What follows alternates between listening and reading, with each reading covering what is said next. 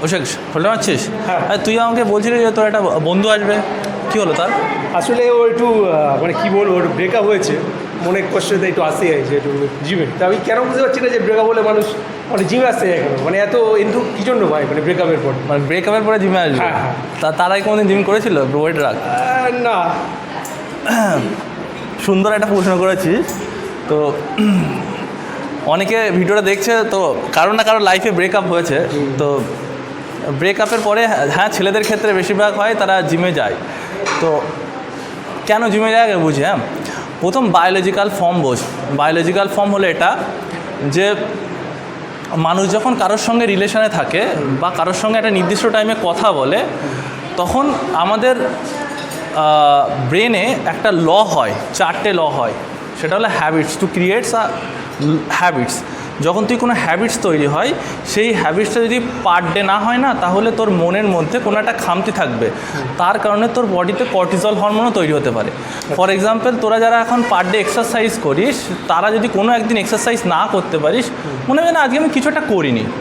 তো সিমিলারলি কোনো মানুষের যত কারোর সঙ্গে কথা বলার অভ্যাস হয়ে যায়, তার বডি, তার ব্রেন, তার হরমোনাল মানে যে হরমোনগুলো থাকে, যেমন সেরোটোনিন থাকে, প্রোল্যাক্টিন থাকে, এগুলো গুড হরমোন। এই হরমোনগুলো কি ওই মানুষটার সঙ্গেই কথা বললে তার ভালো লাগা থাকে বা নির্গত হয় বডি থেকে, বুঝতে পেরেছিস তো? বা ডোপামিন নির্গত হয়। এবার একটা নির্দিষ্ট টাইমে গিয়ে কি হচ্ছে, যখন মানুষটা তার সঙ্গে কথা বলা বন্ধ করে দিচ্ছে বা তার সঙ্গে যখন ব্রেকআপ হয়ে যাচ্ছে, যত গুড হরমোন ছিল সেইগুলো একই টাইমে বন্ধ হয়ে যায়। আর তার সঙ্গে সঙ্গে তার স্ট্রেস হরমোন বাড়ে। স্ট্রেস হরমোন কেন বাড়ে? সে দেখছে তার সঙ্গে কথা বলছে না, হয়তো অন্য কারোর সঙ্গে কথা বলছে, বা তাকে অ্যাভয়েড করছে, বা তার ফোন ধরছে না। তো সেই কারণে কি হয়, তার বডিতে কর্টিজল হরমোন বেড়ে যায়। বুঝতে পেরেছিস তো? এবার কর্টিজল হরমোন যখন বেড়ে যায়, তখন এই হরমোনগুলো পুরোপুরি স্তব্ধ হয়ে যায় এক জায়গায়। এবার তখন মানুষ চায় যে আমি কোনো কিছু একটা করব যেটাতে আমি ভালো অনুভব করি। অ্যাকচুয়ালি জিমে যারা এক্সারসাইজ করে, প্রথমে হয়তো পেন অনুভব করে, কিন্তু তারপরে ধীরে ধীরে কিন্তু মারার পরে একটা ভালো লাগা আসে। বা একটা ওয়েটে তুই যখন 12 থেকে 15 করছিস, তোর মধ্যে একটা সিম্পল অ্যাচিভমেন্ট আসছে, যার জন্য তো সেরোটোনিন বা প্রোল্যাক্টিন বা ডোপামিন হরমোন নির্গত হচ্ছে। তো জিমের ক্ষেত্রে যারা জিম জয়েন করে, তারা ওইভাবে নিজের খুশিটাকে খোঁজার চেষ্টা করে। আর একটা কথা হলো, অনেকে মনে করে যে জিমে এসে আমি ওই শক্তিটা বা রিভেঞ্জটা বার করবো, সেটা তার ব্যাপার। কিন্তু আসলে বায়োলজিক্যাল ফর্ম হলো এটাই বা ব্যাপার। এবার আমি এটা বলবো যে মোটিভেশন আর রিভেঞ্জ বেশি দিন থাকে না।